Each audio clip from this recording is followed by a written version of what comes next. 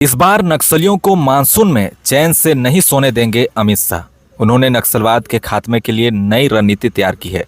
रविवार को 2 दिवसीय छत्तीसगढ़ दौरे पर पहुंचे अमित शाह ने साफ किया है कि मार्च 2026 की डेडलाइन के लिए इस बार मानसून के महीने में भी नक्सल विरोधी अभियान चलाया जाएगा। अमित शाह की नई रणनीति के बाद चर्चा शुरू हो गई है कि बस्तर जैसे इलाके में मानसून में नक्सलियों के खिलाफ मिशन को अंजाम कैसे दिया जाएगा। उन्होंने नक्सलियों को चेतावनी देते हुए कहा है कि अगर हथियार नहीं डालोगे तो बारिश में भी सोने नहीं देंगे। उन्होंने कहा है कि मैंने छत्तीसगढ़ में भी कहा था 31 मार्च 2026 को यह देश नक्सलवाद से मुक्त हो जाएगा, और मैं आज फिर से दोहराना चाहूँगा कि जिस तरह से सुरक्षा बलों ने पराक्रम दिखाया है, हम इस लक्ष्य को अवश्य प्राप्त करेंगे।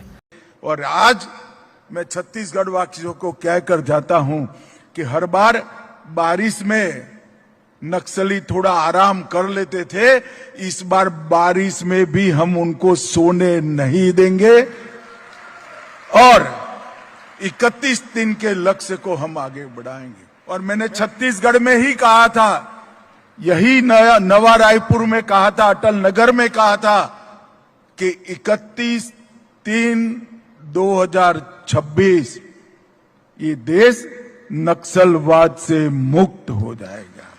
और मित्रों, मैं फिर से बात विश्वास के साथ दोहराना चाहता हूं, जिस तरह से सुरक्षा बलों ने पराक्रम किया है, हमारी सूचना एजेंसियों ने सटीक रणनीति बनाई है, हमें लक्ष्य को सिद्ध कर रहेंगे।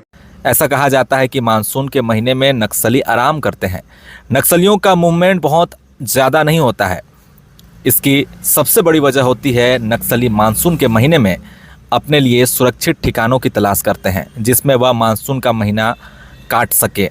मानसून की शुरुआत से ही नक्सली संगठन ऐसे ठिकानों की तलाश में जुट जाते हैं जो सुरक्षा बल के जवानों से दूर हो।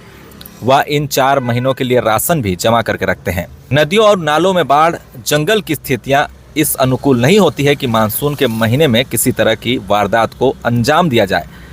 यही कारण है कि नक्सली मानसून के महीने में ज़्यादा मूवमेंट नहीं करते हैं। इस दौरान वह किसी तरह के पोस्टर भी जारी नहीं करते। इसके साथ ही जंगल से लगे और नक्सल प्रभावित गाँव का दौरा भी कम कर देते हैं, क्योंकि बस्तर के ज़्यादातर इलाकों में बाढ़ के हालात रहते हैं। जवानों की लगातार कार्रवाई से नक्सली संगठन कमज़ोर हैं और पहली बार माओवादी बैकफुट पर हैं। इस समय माओवादी खुद और बड़े लीडर को बचाने में जुटे हुए हैं।